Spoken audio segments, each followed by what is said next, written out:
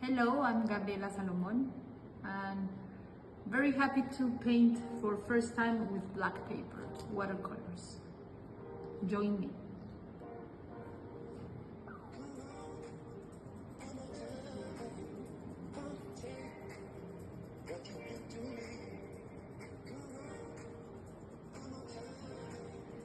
I'm taking the abstraction of this.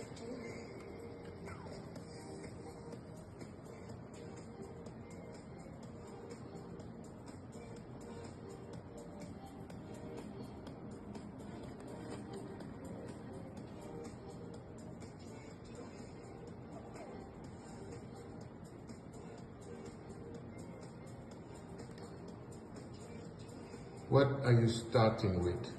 What part of this are you starting? The first, okay.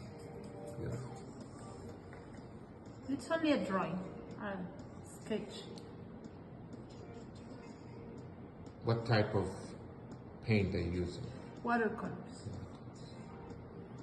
Do you enjoy watercolors? Not so much, but it's very easy to carry on. Some people say it's the hardest medium to paint with. What do you think?